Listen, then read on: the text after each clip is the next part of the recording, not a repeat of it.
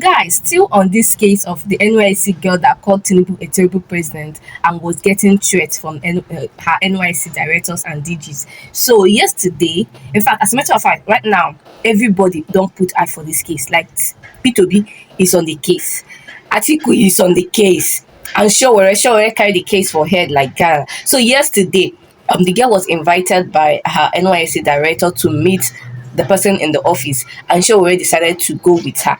One mistake that I feel that Sowore made was publicizing it before going, because I feel that was why what the people saw and made them to run away. Before Sowore could they go there, not even one single person was in the office. They all ran away and they stayed to wait for the person, the director, NYC director that invited the girl. I'm sure that what she invited her is to tell her that she's not going to get a certificate or to give her more threats.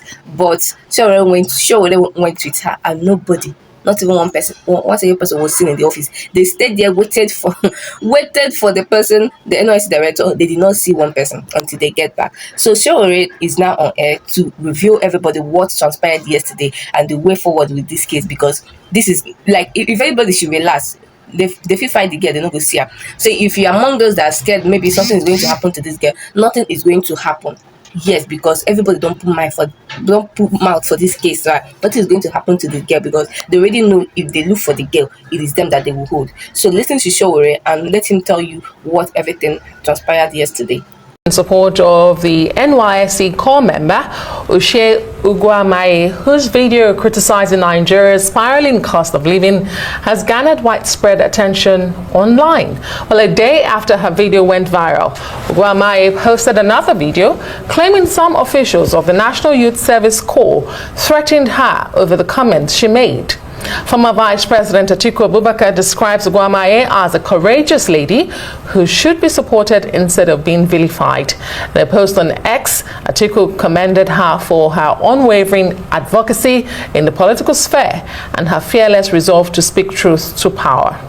Well, in the meantime, former presidential candidate Peter Obi says her experience highlights a troubling trend in Nigeria, where voices of reason and truth are met with intimidation rather than dialogue. He says he has also been subjected to threats for daring to offer constructive suggestions and comments. Meanwhile, rights activist Omoyele Sowore accompanied the core member to the NYSC office in Lagos today following her summons over her comments. Let's cross live to our Lagos studios and speak to Mr. Sowore for more on that visit. Thank you so much for joining us on Newsnight. And that's a perfect place to begin. You accompanied her today to the Secretariat, I believe it was. What was your objective or aim? Was it to get clarification from the NYSC, or was it for her safety? And did you get any clarification from the NYSC? We accompanied her because we heard very late last night that she was summoned, and the summon did not include any explanation as to why she was summoned or what she did wrong. So yeah, we did, because we've seen threats against her, we've seen people calling her names, shaming her, and we decided that for her safety, for clarification, and for the public to know what she did wrong, we should accompany her. That's why we went there. And when we arrived there, the person who invited her had not showed up at work at 10:30 a.m. She was supposed to be there at 10 o'clock. And we waited for about an hour. Nobody showed up. Apparently, they absconded. They didn't wait for us, and they never showed up. So when we waited, we got her on the phone, and she said she was at the State Secretariat and that she should wait. We waited a little bit longer and called her back, and several times, because we were accompanied with about 3 lawyers, myself, the youth corps member who was invited, and she never picked her phone, and we just left, leaving her a message to feel free to call us back when they are willing and ready to discuss what she did wrong.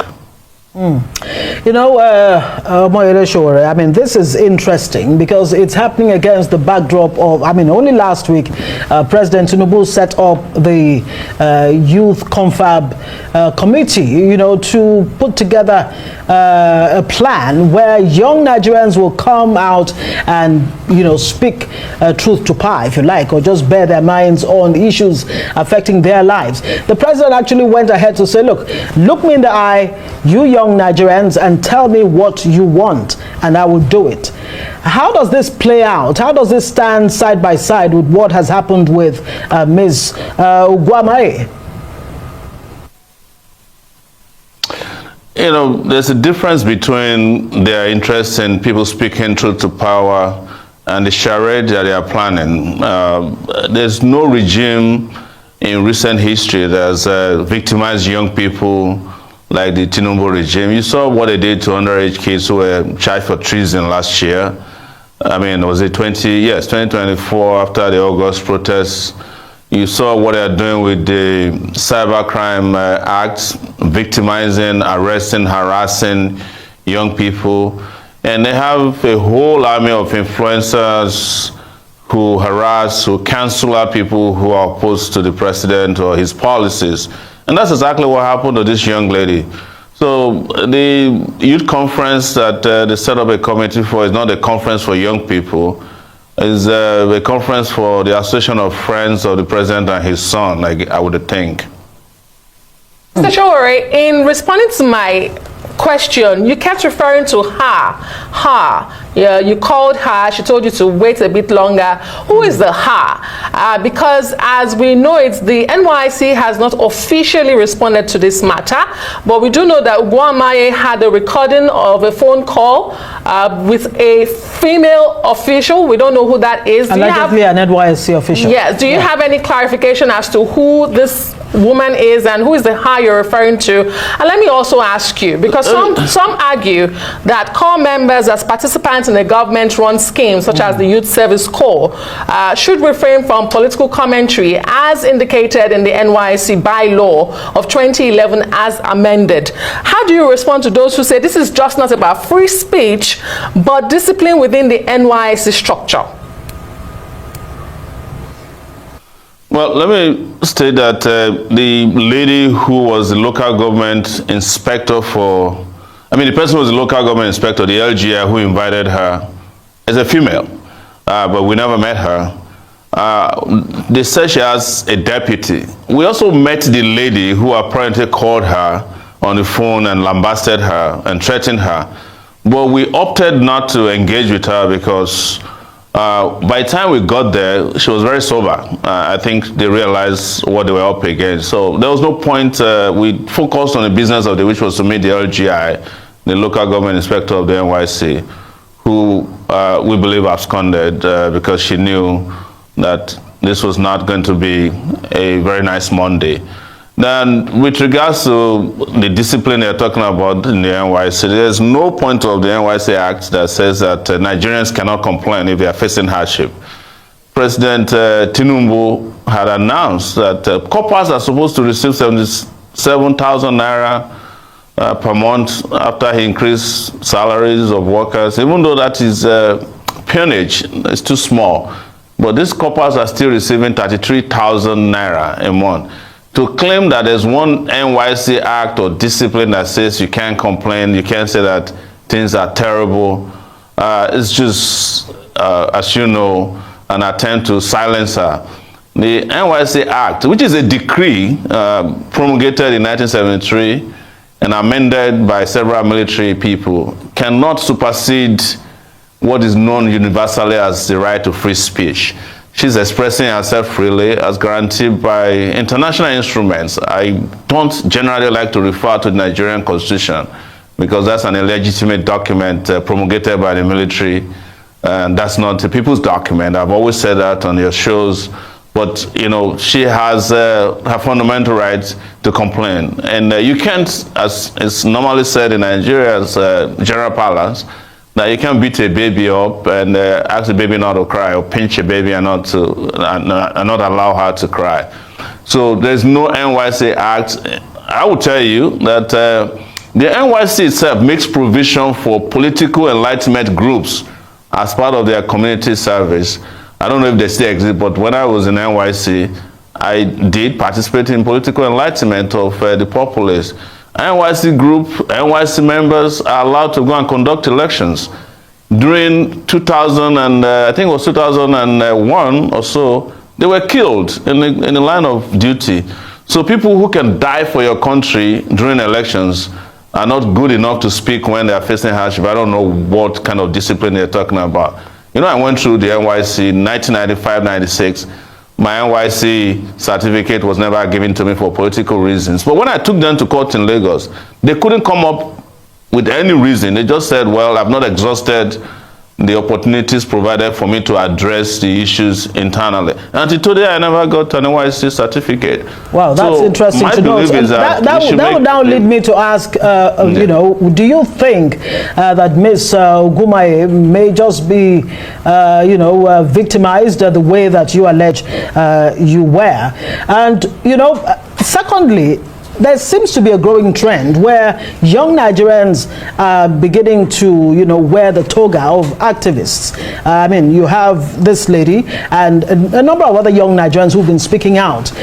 With this situation with Uguamaye, do you think that their voices may be somewhat muffled, or will this give more oxygen to them and, you know, boldness for them to speak out and speak up? I don't, if anybody tried to muffle our voice, they failed spectacularly. I have seen videos already this evening of some other NYSC kids making bold declarations about the socio-political condition of Nigeria. I remember when we were younger, before I went to the university, there's a guy named Bamidele Atru, now late. He refused to shake hands with a military governor. He said, we need democracy, and they arrested him, but this service, the national service, is not a personal service to a president or a governor. It's national service. And this young lady is doing the real national service we need at this time. She's raising her voice on behalf of millions of Nigerians who are frustrated, who are dejected, and who have been debased by the current regime. That's real national service. Yeah, yes, indeed. Of course, we have to let you go now. But I spoke earlier with one of the aides, you know, to the president, who actually compares the NYSC to the military, where, you know, there's this NYSC oath of allegiance where they're not supposed to speak against, you know, Nigeria. What do you say to that in 30 seconds, if you can? You know, we are not under military rule anymore. So if there was a military oath of allegiance, they have no place under civilian rule. And that is why we fought against the military. But I must confess to you, there's been tremendous pressure on her. Her senators are calling, they are threatening her, they are offering her all kinds of opportunities if she can just go away. But, you know, as I said earlier this evening on Twitter, they're trying to close the barn's door after the horse has bolted. It's too late now. And I mean, what's the next step? What's the next step for her? I've just seen a story, her apologizing to Lagos residents, particularly the Aborigines, for calling their state smelling. But what's the next step for her? What's the next step you're taking? She didn't really apologize to anybody. If you read what she wrote, and I hope she can stand up to every pressure that's come her way, but she intelligently just said, look, you know, if you felt offended that, you know, I spoke against your place of birth, I apologize if it offends you personally, but, you know, Lagos smells. All right, we have to leave it there. Didn't find Lagos to be well, yeah. You know what they say, we'll have to leave you, and so thank you very much for joining us as a human rights activist. This way, you know what they say about, you know, when your friend tells you your mouth smells, they are truly your friend. Yeah, yeah. Thank you so much. Well, it's time for a Guys, you see, this is why I always emphasize on the need for youth, Nigerian youth, to always speak up. Like, speak up in no matter what, just speak up. Had it been that this girl, when she received that threat call, that she just go out and deleted the video and just remain silent, trust me, they will not stop her there. They will make sure they frustrate her. But she insisted and even recorded the call and posted it online. That is why she was able to gain all this support. If not, maybe by now nobody will hear of her again. They will make sure they frustrate her, and even we told her certificate self even after 7. So it is good. I like the way that Sowore is taking this case up now, as she has taken. Imagine that they are even calling her to give her opportunity so that she will just go away, so that everything will just die down, because they know that the way that this thing is going now, other things will still come up. But Sowore said no, that it is now too late, that they are going to see to the end of this matter and make sure that nothing of such repeats itself. That is very good. That is very good. Now imagine that the woman that was threatening her, calling her all sorts of names over the phone, now saw them at the office of the LGI and go out and now sober and pretending like she didn't know what she did. This is because she stood up for herself and insisted on speaking up. That is what enlightenment does to our government. If you don't talk, they will do more. But if you talk and shake body and they see how you were able to resist the first one they do, they will think twice before doing another one. I said this thing yesterday. Guys, please share me your opinion of this in the comment section. Also, like and share our video and subscribe to our channel if you have not. Thank you.